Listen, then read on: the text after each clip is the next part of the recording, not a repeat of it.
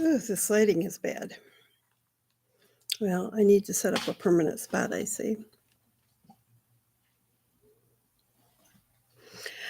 Hey, everyone, which is really nobody because nobody watches this, but that's okay. So I apologize for all of this hot messness. I have been cleaning and rearranging every time. I'm so sorry. I don't know why I yawn every time I start doing this. Um, I've been cleaning and rearranging and doing all the stuff and have my house just turned upside down. And this has been on my mind, so I decided it was time to come and do this. Um, I'm going to read what I want to say today. This is something I wrote that I put on my blog. I don't share my blog with anybody either, so it's more just for me to get things out.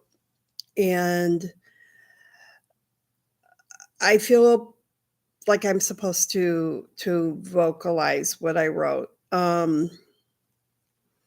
So I apologize for reading it, but I'm going to go ahead.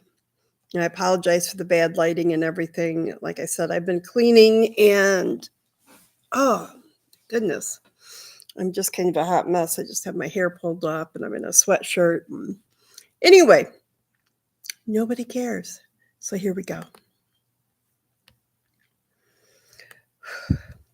Go away and bother your wife, I said grumpily. I looked at my husband, Mark, and got out of bed to go get something to drink. Walking into the kitchen, I muttered, "Why are you around so much?"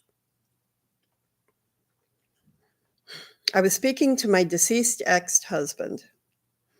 On March 31st, 1990, I married Bryan at my home church in Benton Harbor, Michigan. It was a beautiful wedding with all the trimmings, including the horse-drawn trolley to take the wedding party from the church to the reception. It was a beautiful wedding.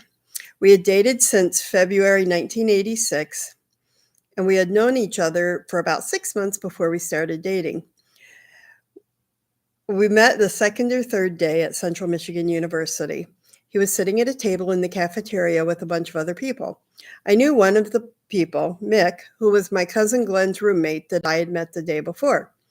I decided to sit with Mick and introduce myself to everyone else. "Bryan Lavalette," he said succinctly. "I bet you spell it wrong," I replied. "My brother is named Bryan, and he spells it correctly." "It's Bryan with a Y," he responded, "the right spelling." We were part of a group of people who had just met and were getting to know each other. For quite a while after that, I called him Bryan with a Y. We were all freshmen and we didn't know a bunch of other people. We all became friends. He dated other people, and so did I before we started dating each other. Fast forward to 2023, and I'm wandering around my kitchen muttering about ex-husbands and death and frustration. If you had told me I would deeply grieve my ex-husband before he died, I would laugh. Bryan frustrated me like no other person alive. He was a man secure in his opinion. If he thought the sky was green, it didn't matter how many people told him the sky was blue. He would insist it was green. Oh, I'm so sorry, you guys. I don't know why I'm yawning. He had no problem with telling you what was on his mind, even if you didn't want to know. If you knew Bryan in real life, you're smiling right now, knowing this was true. He was not a huge think outside the box kind of guy, and I'm totally a think outside the box kind of gal. As time went on, he made me crazy. In December 2018, he passed away very unexpectedly. It was actually December 4th, just 3 days ago. For the past month, he had been battling some kind of illness and was in and out of the hospital near where he and his wife Kim were staying. Finally, they went to the University of Tennessee and they diagnosed him with necrotizing pancreatitis. They said it was the worst case they had seen. Typically, this is a drinker's disease, but Bryan was never a big drinker, not even in college. Bryan would drink in college Goebbels beer And if he had a cocktail, it was like a Fuzzy Navel or a Tom Collins, just he was never a drinker. One evening, I received a phone call from Kim telling me that Bryan may not make it through the night. What? I immediately made plans to take Tyler and Logan, our sons, down to Knoxville, Tennessee, where he was hospitalized. I called his mom, Joanne, and asked if she would like to ride with us. She was in her 80s, and I knew there was no way she could drive herself down there and didn't have the money to fly. So the next morning, she came here, left her dog here, Murphy, who my husband watched, and we left for Tennessee. Arriving at University of Tennessee was very emotional for me. My father had passed away in September of the same year. He had been diagnosed with stage 4 tongue cancer in 1990 and had a procedure at UT removing his broken and dead jawbone and replacing it with a titanium plate.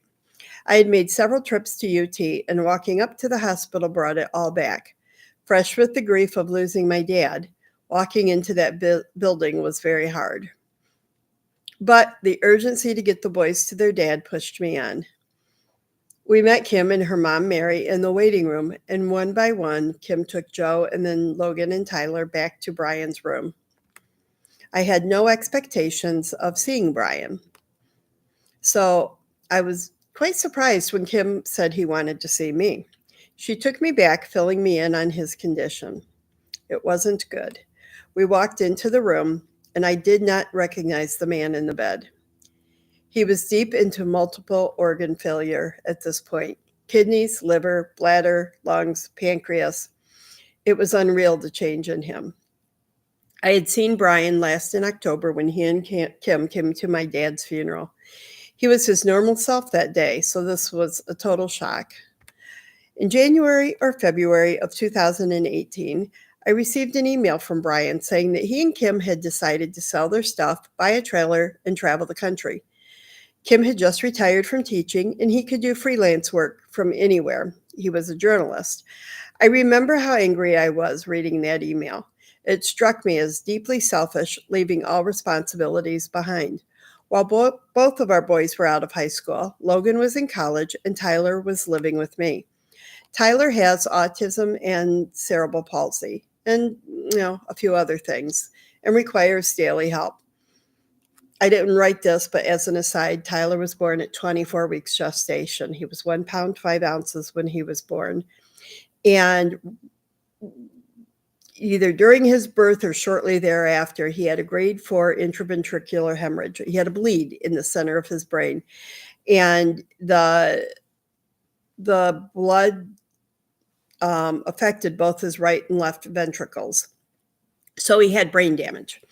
So we knew right from the get-go, if he survived being born at 24 weeks, which was less than 20% chance, we knew he was going to have disabilities if he survived. We've just known that. He's 31 now. Anyway, Tyler has autism and cerebral palsy and other things and requires daily help. I didn't have the luxury of just leaving responsibilities behind. Bryan's mom, Jo, deeply depended on Bryan, and she was devastated that he was taking off. I learned this later during our trip to and from Tennessee.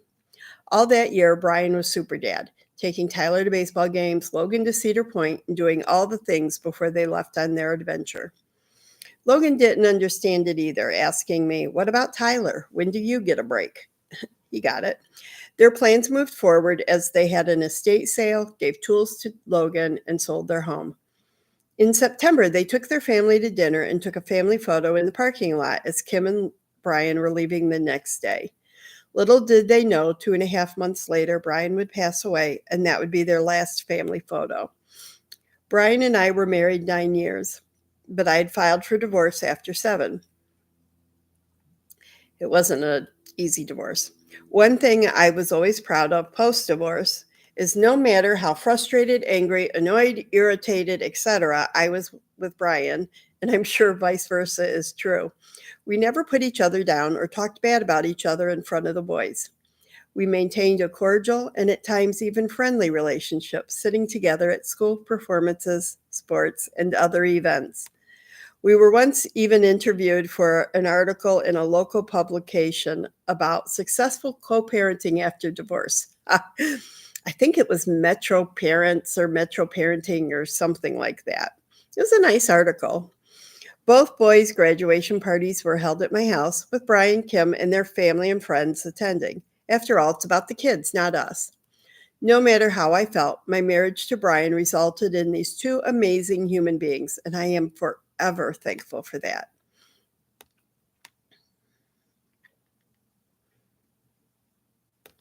With that in mind, I walked into his hospital room and his face lit up. He immediately started crying and reached for my hand. I can't believe you came down here with the kids and even brought my mom, he said. He proceeded to fill me in on everything that was going on with him medically. His father, Glenn, had significant medical issues the entire time I knew him. Glenn spent the last half of his life in and out of hospitals. It was shocking to see Bryan in the same condition. He'd been in the hospital before when we were married, fighting kidney stones since shortly after our wedding. But this was very different. At one point, we had to step out of the room while staff performed a few procedures. Kim was telling me some things and mentioned that he had not been chatty that day and hadn't been for a while. From past experiences, I knew how people could perk up when a new person was there and then crash later. I saw it many times with my dad and Mark's dad, who had passed away a few years earlier. When we came back into the room, Kim introduced me to Bryan's nurse, saying I was Bryan's friend. She's not a friend, Bryan spoke loudly, correcting her. She's my former wife.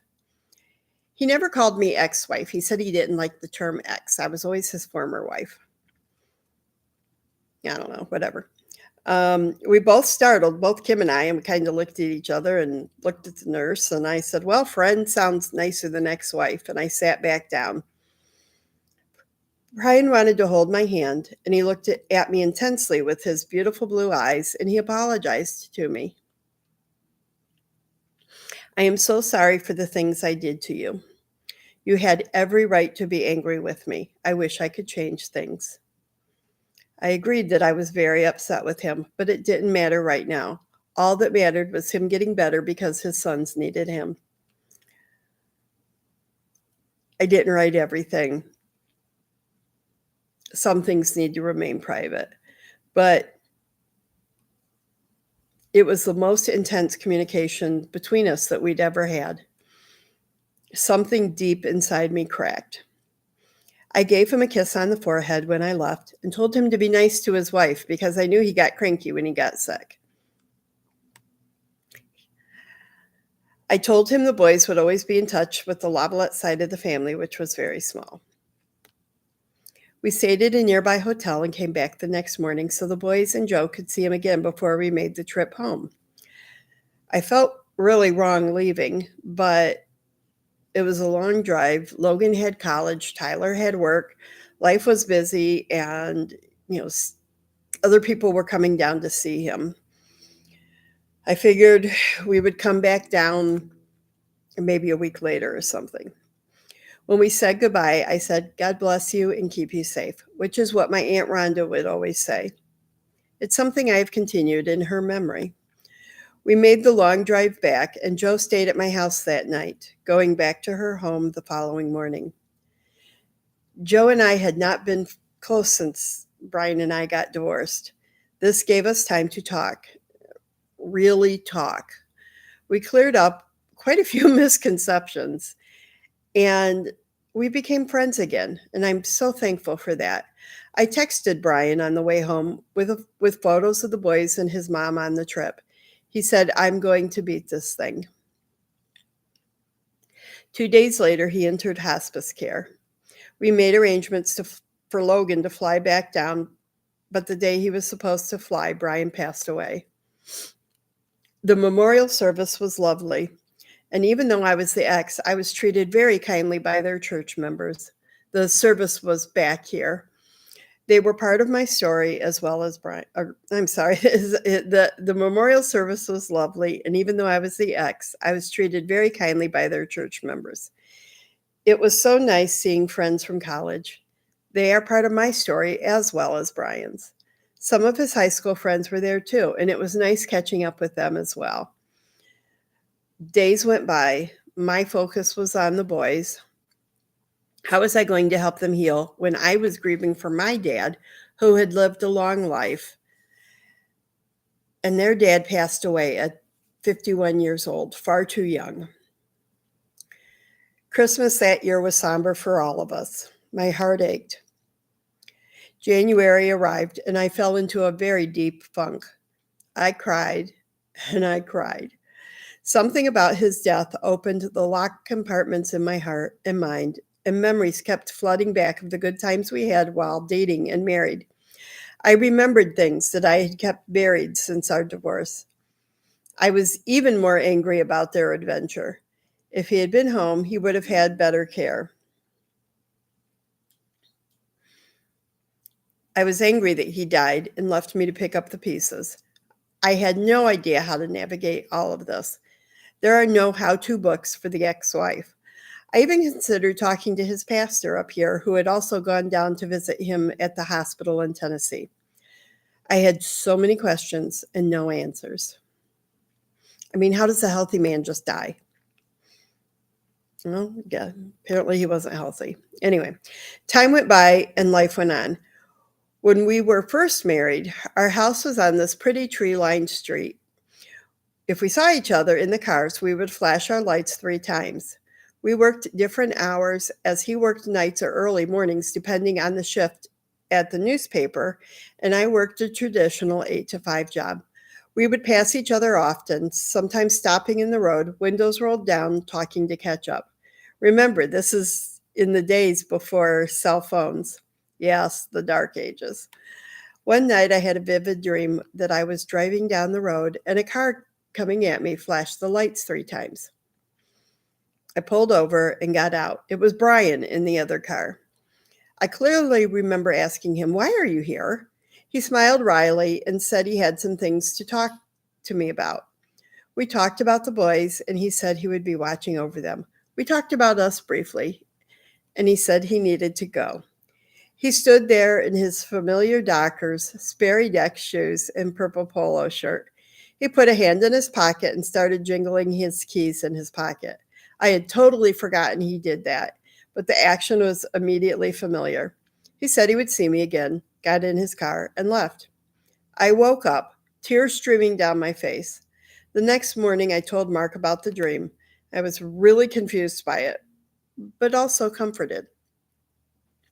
Then in April 2020, right in the height of the COVID-19 pandemic, Logan had a widowmaker heart attack. He was out on a mountain bike trail and blacked out. Somehow he got up, walked back to his car, and drove home. He called me and said he had an asthma attack and passed out. I told him to go right to the hospital. Thankfully, he listened to his mom, and they performed a heart catheterization to break up the blockage. I jumped into the car to head to Lansing to be with him. I raced down the road, and then it hit me. I couldn't get in. They would not let me in the hospital. I was helpless. I drove home and fell apart in the driveway. When I could speak again, I said out loud to Bryan that he better be keeping his word and be there with Logan, since I couldn't be. The doctors and nurses at Sparrow Hospital were amazing. They did the best they could with a crazy situation, calling me frequently with updates to get intake information, health information, etc. His age and physical condition is what saved his life. It turns out he has a blood condition that runs in his dad's family, the factor V. I had no idea, but Logan survived and came home. I was angry that Bryan hadn't told me about this condition. The fact that I learned the information from Joe, though, thanks to our renewed friendship, made Logan's treatment more effective, and that was good. Not long after, Bryan started showing up in my dreams again. Often he didn't speak to me, but he was there, in a crowd or a background character in whatever crazy dream I was having. He kept checking in. I have very vivid dreams. I've also had deceased people visit me in my dreams before. Most of them made me smile. Some, like a visit from my dad, were just confusing. In that dream, I was standing up in a ladder. Dad had died, and we were packing stuff up in my dream. And I was standing on a ladder getting things off a shelf, and I looked down, and there was Dad. I said, Dad, why are you in my dream? And he looked up and said, I don't know. And then he disappeared. Nice. But no one kept showing up over and over like Bryan. Sometimes we would talk, although I usually didn't remember most of what we talked about. Then things started happening during the day. A song would come on that was connected to him. A memory would flash in my head. I would see people who looked like him all the time. It was getting ridiculous. I believe the veil is very thin between this world and the next, and I believe spirits stay involved with us even after they pass away. I believe there are things going on all around us that we are unaware of because we have not developed the ability to see or sense them. It is comforting, but this was getting ridiculous. I thought more about Bryan after his death than I did for years after our divorce. Then I had the dream where I told him to go bother his wife and leave me alone. Several of my friends are acquainted with a guy who is a psychic. He started doing phone readings, and I was gifted a reading by a friend. I had zero faith that he would have anything meaningful to say. I mean, over the phone? I have never had a reading before and was being very careful not to give anything away to influence the experience.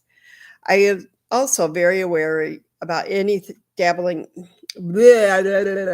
about anything dabbling into the spirit world, which I do believe in.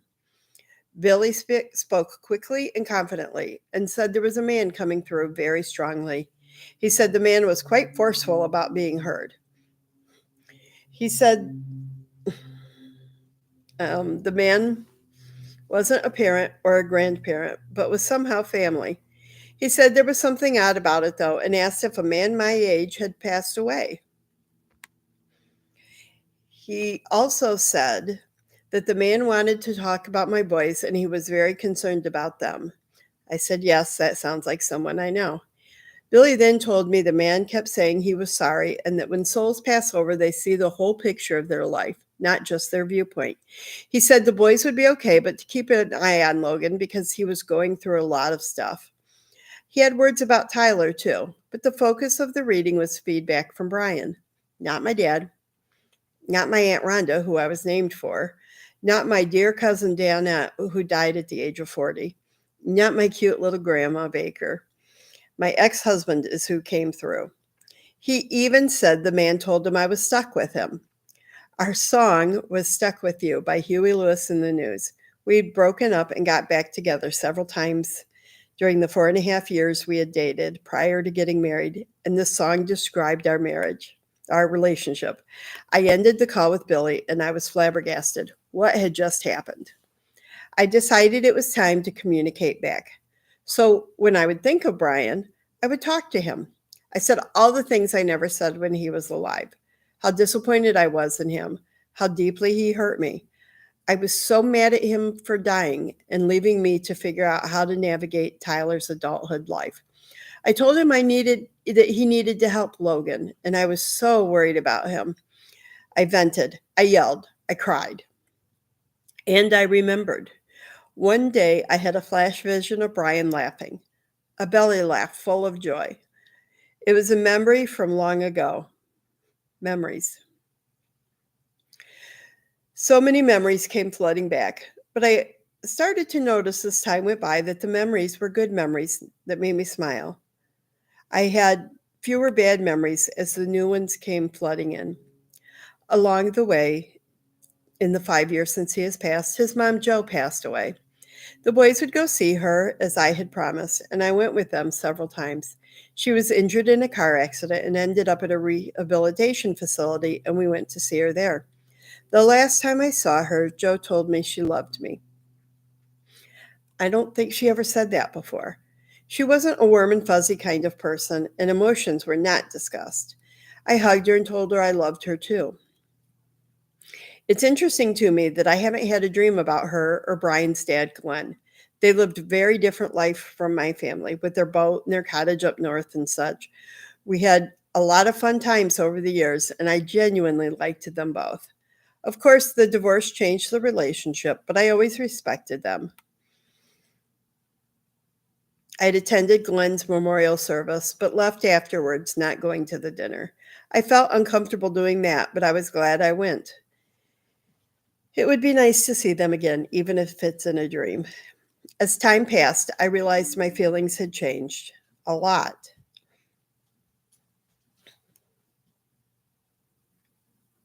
I had deep wounds in my heart from things that happened during our marriage. I thought I had worked them out in therapy, but they had come back and then went away again. I had the weirdest sensation that Bryan and I had communicated more and had done a lot of healing. Yes, I know how crazy that sounds, but that's how it feels. I realized I could look back at memories and laugh and enjoy the memories, and I wasn't just remembering all the bad times. There were times I felt his presence in the room, or I would think I heard his voice, but no one was there. I have no doubt he was still checking in. So it's interesting to me to have this kind of healing after his death. I don't understand it, but something has healed. Don't get me wrong. If he was still alive, I'd probably still be irritated with him. But despite everything that happened between us, I never hated Bryan, and he gave me good reason to do just that. I've come to have a much better understanding of why he may have done some of the things he did. The anger is gone. It's replaced by a deep sadness for the young girl who cried on her honeymoon. But I'm also starting to see why he made some of the choices he made. He was a victim of his own head games. I also had to admit that I stood in the basement of the church the day we got married, and I had a moment of panic thinking I couldn't go through with it, that I did not love him the way I should. And it was true, I didn't. I realized when I fell in love with my husband, Mark. I saw the things that had been missing from my relationship with Bryan. And no matter what, though, I'm forever grateful to him for our sons, my miracles. So, Bryan, I forgive you. You were doing your best. I see that now. Thank you for being so persistent in making contact from the other side. I don't understand it, but I do feel it. I forgive you. I give you permission to pop in every now and then and say hello. But then please go pester your wife, Kim, not me. So, like I said, December 4th was the 5-year anniversary of Bryan's passing. 5 years. Our boys are doing great. They're still working on navigating life. We're still working on figuring out their next steps. It's been a wild ride the last 5 years. But you know what?